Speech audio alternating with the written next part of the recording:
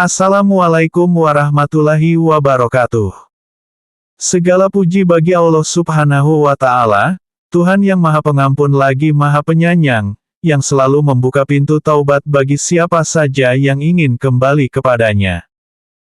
Sholawat serta salam semoga selalu tercurah kepada Nabi Muhammad Shallallahu Alaihi Wasallam, Nabi terakhir dan penutup para nabi, pembawa petunjuk dan cahaya kebenaran bagi seluruh umat manusia. Saudara-saudaraku yang dirahmati Allah. Pada kesempatan kali ini, mari kita renungi sejenak tentang satu kenyataan yang sangat dekat dengan kehidupan kita sehari-hari. Kita hidup di zaman yang penuh dengan kemudahan.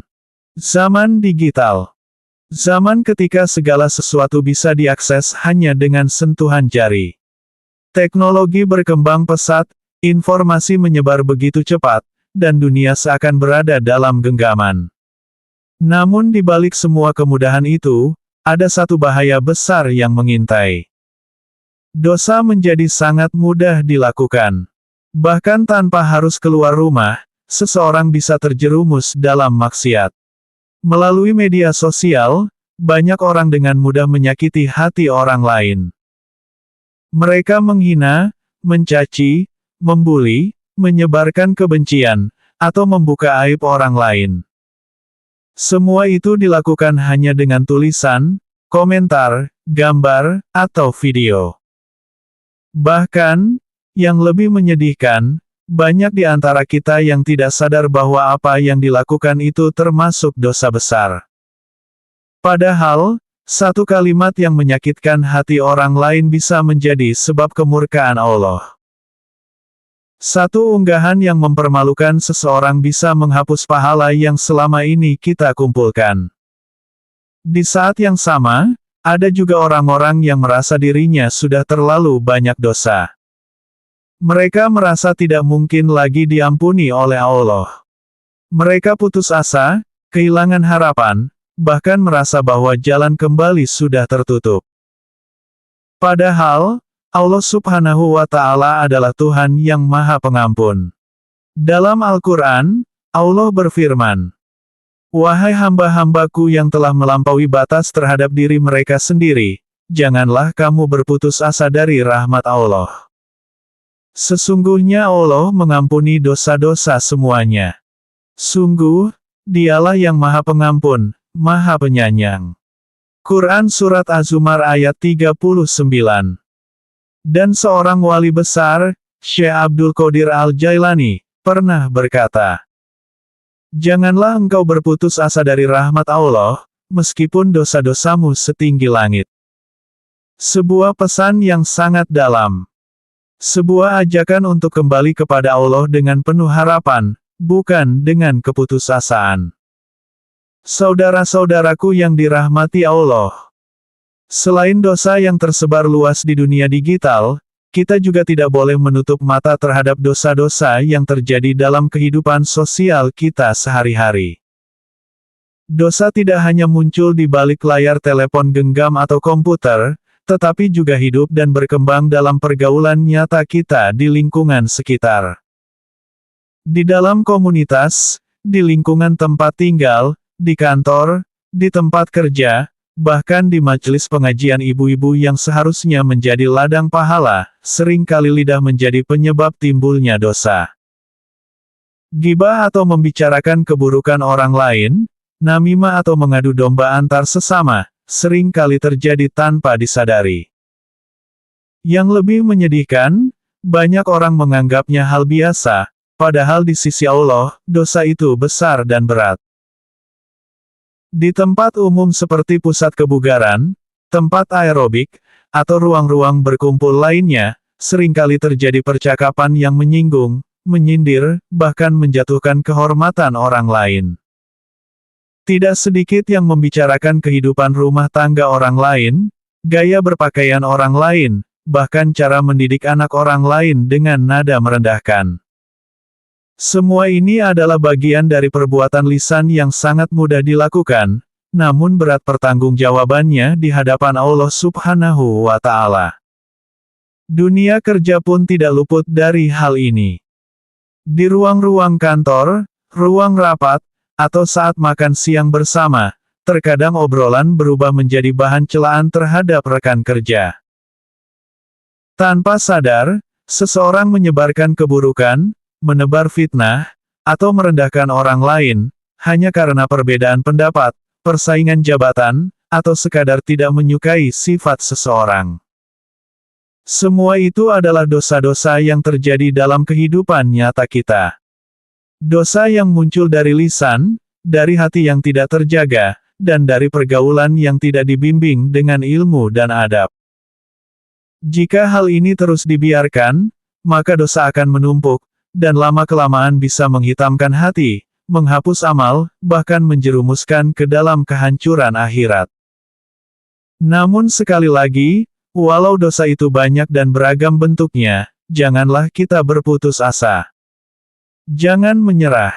Jangan merasa bahwa jalan kembali telah tertutup. Rahmat Allah senantiasa terbuka. Pintu taubat tidak pernah tertutup, selama nyawa belum sampai di tenggorokan. Saudara-saudaraku yang dimuliakan Allah. Setelah kita menyadari betapa mudahnya dosa itu dilakukan di zaman ini, baik di dunia digital maupun dalam pergaulan nyata, maka tibalah saatnya kita merenung dan mengambil sikap. Apakah kita akan terus terperangkap dalam dosa-dosa itu? Ataukah kita akan segera kembali kepada Allah, memohon ampun, dan memulai hidup yang lebih bersih dan lebih dekat kepadanya? Ketahuilah bahwa Allah tidak pernah menutup pintu taubat bagi hamba-hambanya. Selama hati masih mau menyesal, lisan masih mampu mengucapkan istighfar, dan tubuh masih mampu bersujud, maka jalan kembali kepadanya selalu terbuka. Bahkan, dalam sebuah hadis qudsi, Allah Subhanahu wa Ta'ala berfirman, "Wahai anak Adam, selama engkau masih berdoa dan berharap kepadaku, aku akan mengampunimu, walau apapun dosamu, dan aku tidak peduli.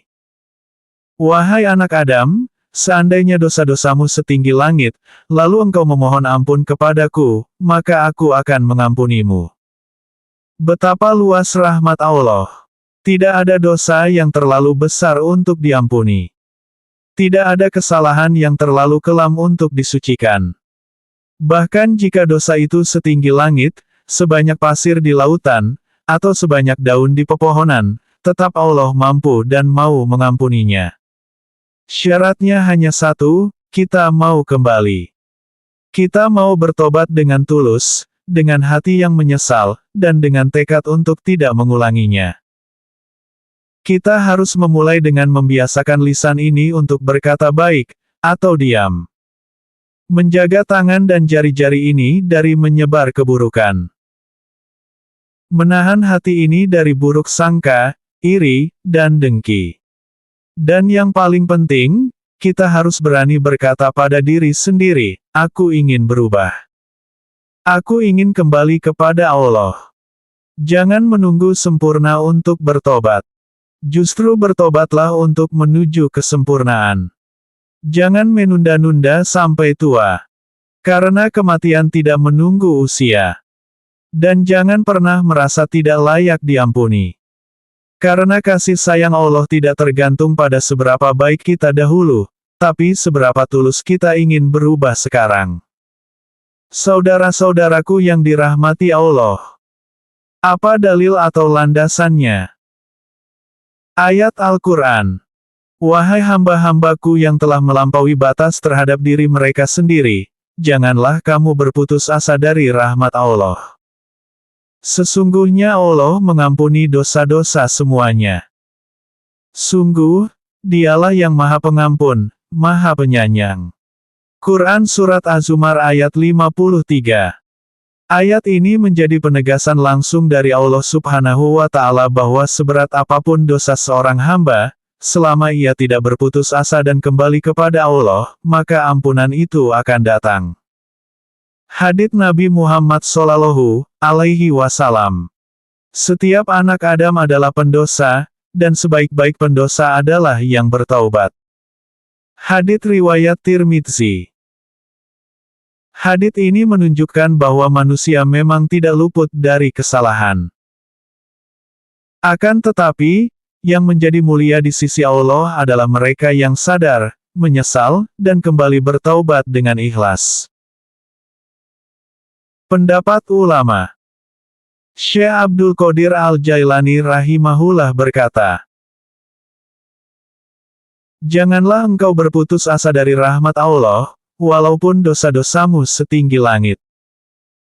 Pesan ini adalah seruan lembut dari seorang wali besar kepada jiwa-jiwa yang merasa hina dan tak berharga akibat dosa-dosanya.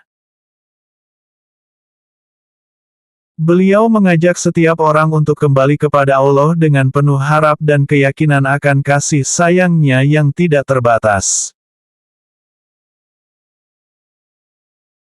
Aplikasi dan hikmah apa? Pertama, jangan pernah meremehkan dosa, sekecil apapun itu. Baik yang dilakukan dengan tangan, lisan, mata, maupun pikiran. Kita perlu belajar mengoreksi diri dan memperbaiki akhlak dalam bersosialisasi, baik di dunia nyata maupun dunia digital. Kedua, biasakan diri untuk segera memohon ampun setiap kali melakukan kesalahan. Perbanyak membaca istighfar dan zikir. Jadikan taubat sebagai bagian dari rutinitas harian, bukan hanya ketika terjatuh dalam dosa besar. Ketiga, jangan menjadi penyebar dosa di lingkungan sekitar. Sebaliknya, jadilah penyebar kebaikan.